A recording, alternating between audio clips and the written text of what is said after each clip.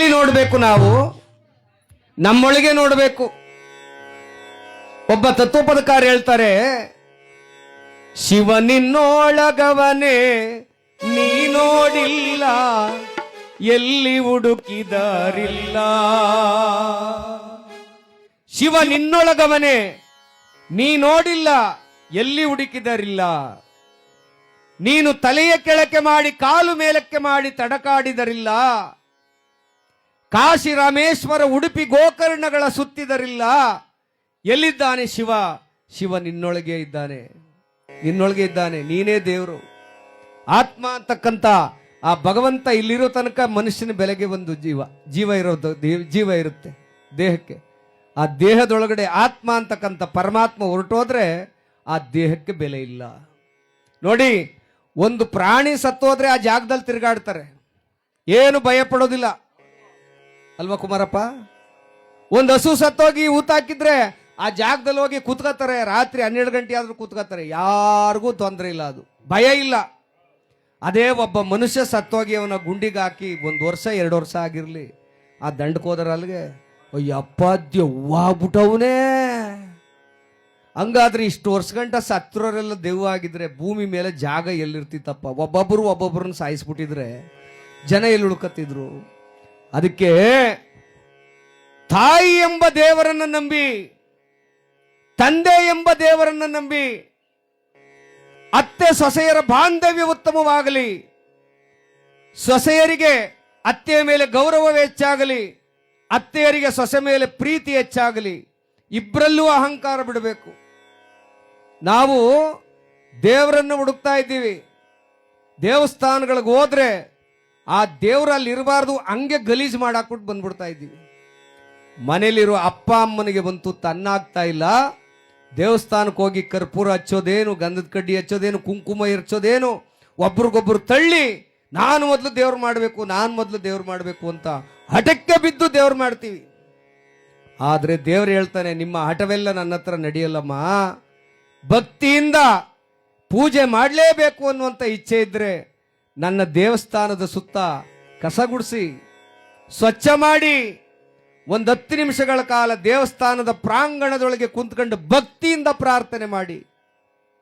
ನಾನು ಹೂವು, ಹಣ್ಣು, ಗಂಧದ ಕಡ್ಡಿ ಯಾವುದೂ ನನಗೆ ಬೇಕಾಗಿಲ್ಲ, ಬೇಕಾಗಿರೋದು ಒಂದು ಭಕ್ತಿ.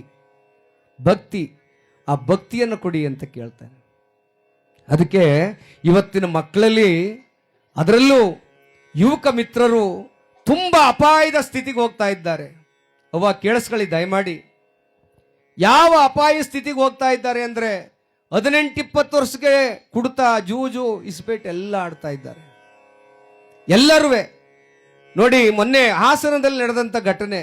ಆ ಹುಡುಗನಿಗೆ ಕೇವಲ 21 ವರ್ಷ ಗಾಂಜಾ ಸೇವನೆ ಮಾಡಿ ಅವನ ಸ್ನೇಹಿತನ ಕಲ್ಲೆತ್ತಾಕ್ ಸಾಯಿಸವನೆ. ಅವನ ಜೀವನನೂ ಹಾಳು, ಆ ಹುಡುಗನ ಜೀವನನೂ ಹಾಳು, ತಂದೆ ತಾಯಿಗಳು ನೆಮ್ಮದಿಯಾಗಿರುವಂಗಿಲ್ಲ. ಅದಕ್ಕೆ ತಂದೆ ತಾಯಿಗಳಾದವರು ಮಕ್ಕಳನ್ನು ಸರಿದಾರಿ ಹೋಗುವಂತೆ ಪುಣ್ಯಾತ್ಮರು ತಾವು ಸಂಸ್ಕಾರವನ್ನು ಕಲಿಸಬೇಕಾಗಿದೆ. ಇವತ್ತು ಕುಡ್ತಾ, ಜೂಜು, ನನ್ನ ಮಗ ಎಲ್ಲಿ ಹೋಗ್ತಾ ಇದ್ದಾನೆ, ಯಾವ ಸ್ಥಿತಿಲಿದ್ದಾನೆ ಎಂದು ತಿಳಿಸ್ಬೇಕಾಗಿದೆ. ಒಂದು ಸಣ್ಣ ಕಥೆ ಹೇಳ್ತೀನಿ, ದಯಮಾಡಿ ನಿಮ್ಮ ಪುಣ್ಯದ ಕಿವಿಗಳಿಂದ ಕೇಳಿಸ್ಕೊಳ್ಳಿ. ಹರಿಕತೆ ಅಂದ್ರೆ ಬೇರೇನೂ ಅಲ್ಲ, ನನ್ನನ್ನು ನಾನು ತಿಳ್ಕೊಳ್ಳೋದೇ ಹರಿಕತೆ, ನನ್ನ ಜೀವನವನ್ನ ಸರಿ ಮಾಡ್ಕೊಳ್ಳೋದೇ ಹರಿಕತೆ. ಅಪ್ಪಾಜಿಯವರು ಕೂತಿದ್ದಾರೆ, ಅವ್ರ ಕಾಲದಲ್ಲಿ ಯಜಮಾನರು ದಾರಿಲಿ ಬರ್ತಾವ್ರೆ ಅಂದ್ರೆ ಎಲ್ಲರೂ ಎದ್ದು ನಿಂತ್ಕೊಂಡು ಗೌಡಪ್ಪ ಬತ್ತಾವನೆ, ಅಣ್ಣವ್ರು ಬತ್ತಾವ್ರೆ, ಕೈ ಮುಗಿತಿದ್ರು ಅಥವಾ ಎದ್ದು ಒಳ ಕೊಟ್ಟೊಯ್ತಿದ್ರು, ಗೌರವ ಸೂಚನೆ. ಪ್ರತಿಯೊಬ್ಬರ ಮನೆಯಲ್ಲೂ ಹಸು ಇತ್ತು, ದನ ಇತ್ತು, ಸಗಣಿ, ಗಂಜಲ. ಇವತ್ತರ ಎಲ್ಲ ನಮ್ಮ ರೈತರ ಮನೆ ತುಂಬ ತುಳುಕಾಡ್ತಾ ಇದ್ದು, ಯಾವ ರೋಗ ರುಜಿನ ಬತ್ತಿರ್ಲಿಲ್ಲ. ಇವತ್ತು ಹಸುವಿನ ಜಾಗದಲ್ಲಿ ನಾಯಿ ಮರಿ ಹಿಡ್ಕ ನಿಂತವ್ರಿ. ಈಗ ಯಾರೊಬ್ಬರ ಮನೇಲೂ ನಾಯಿ ಮರಿ, ಹಸ ಮೇಯಿಸಿದ್ರೆ ಆಲಾರ ಕೊಡ್ತಿದ್ದಾರೆ, ನಾಯಿ ಮರಿ ಮೇಯಿಸಿದ್ರೆ ಏನು ಕೊಟ್ಟೋದು? ನಮ್ಮ ಕುಮಾರಪ್ಪನವ್ರ ಮನೇಲಿ ಒಂದು ನಾಯಿ ಮರಿ ಇತ್ತು, ಅದು ಎಂಥದೋ ಪಮೋರಿಯನ್ ನಾಯಿ ಮರಿ ಇತ್ತು. ಅದು ಎಲ್ಲ ಕೂದಲು, ಅದಕ್ಕೆ ಮುಖ ಯಾವುದು ಇದ್ಯಾವುದು ಒಂದು ಗೊತ್ತಿಲ್ಲ, ಅದಕ್ಕೆ ಅದು ಹಂಗಿತ್ತು. ಇವನ್ನ ಮನೆ ಕರ್ಕೋದು ನಮ್ಮ ತಬಲಾ ಸುರೇಶಣ್ಣನ. ಆ ನಾಯಿ ಮರಿ ಇಷ್ಟೊಂದು ಪಳಪಳ ಅಂತ ಹೊಳಿತದಲ್ಲ, ಕೂದಲು ಇಷ್ಟೊಂದು ಚೆನ್ನಾಗದಲ್ಲ ಅಂತ ಹಿಡ್ಕ ಮುತ್ತು ಕೊಟ್ಬಿಟ್ಟ ಒಂದ. ಆಗ ಕುಮಾರಪ್ಪನ ಮಗಳು ಬಂದು ಏನು ಹೇಳ್ಬೇಕು, ಅಂಕಲ್ ಮುಖ ಈ ಕಡೆಗದೆ, ನೀವು ಆ ಕಡೆ ಕೊಟ್ಬಿಟ್ರಲ್ಲ ಮುತ್ತ ಅಂತ.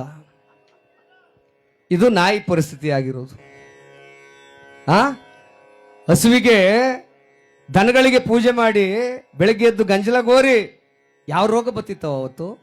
ಇವತ್ತು ಎಲ್ಲವನ್ನು ಮರ್ತಿದ್ದೀವಿ, ನಾವು ಎಲ್ಲವನ್ನು ಮರ್ತಿದ್ದೀವಿ. ಅದಕ್ಕೆ ತಾಯಿಯನ್ನ ಪೂಜಿಸಿ, ನಮ್ಮ ಸಂಸ್ಕಾರವನ್ನ ಪೂಜಿಸಿ, ತಾಯಿಗಂತೂ ತನ್ನ ಹಾಕಿ, ಅಪ್ಪನಿಗೆ ಅನ್ನ ಹಾಕಿ, ನಿಮ್ಮ ಬದುಕು ಭವಿಷ್ಯ ಬಂಗಾರವಾಗ್ತದೆ. ದೇವರನ್ನು ಹುಡುಕಬೇಡಿ. ಅದಕ್ಕೆ ಶಿವರುದ್ರಪ್ಪನವರು ಹೇಳ್ತಾರೆ, ಎಲ್ಲೋ ಹುಡುಕಿದೆ ಇಲ್ಲದ ದೇವರ ಕಲ್ಲು ಮಣ್ಣುಗಳ ಗುಡಿಯೊಳಗೆ, ಇಲ್ಲೇ ಇರುವ ಪ್ರೀತಿ ಸ್ನೇಹಗಳ ಗುರುತಿಸದಾದನು ನನ್ನೊಳಗೆ. ಪಕ್ಕದ ಮನೆಯವ್ರು ಕಂಡ್ರೆ ಆಗುದಿಲ್ಲ, ಕೋಳಿ ಮಾತಕ್ಕೆ ಜಗಳ, ದೇವ್ರ ಹತ್ರ ಹೋಗಿ ಕೇಳ್ಕೊಳ್ಳೋದು, ಆ ಮುಂಡೆ ವತರವತ್ತಿಗೆ ಕಠಾರಂತ ಮುರಿದೋಗ್ಬಿಡ್ಲಿಕ್ಕನಪ್ಪ ಅವಳಿಗೆ. ದೇವರು ಎಲ್ಲಾರನ್ನೂ ಸಾಯಿಸುವಂಗಿದ್ರೆ ಜಗತ್ತಲ್ಲಿ ಒಬ್ರು ಇರ್ತಿರ್ಲಿಲ್ಲ. ದೇವರು ಯಾರನ್ನೂ ಸಾಯಿಸೋದಿಲ್ಲ, ದೇವರು ಸಾಯಿಸೋಕಲ್ಲ ಇರೋದು. ದೇವರು ನಮ್ಮನ್ನ ಒಳ್ಳೇದು ಮಾಡೋಕ್ಕೆ, ಒಂದು ಸನ್ಮಾರ್ಗಕ್ಕೆ ಕರ್ಕೊಂಡು ಹೋಗಿರೋದು. ಮಾಟ ಮಾಡಿಸ್ತೀನಿ ಅಂತ ಹೋಗ್ತಾರಲ್ಲ, ಅವೆಲ್ಲ ಬರೀ ಭ್ರಮೆ.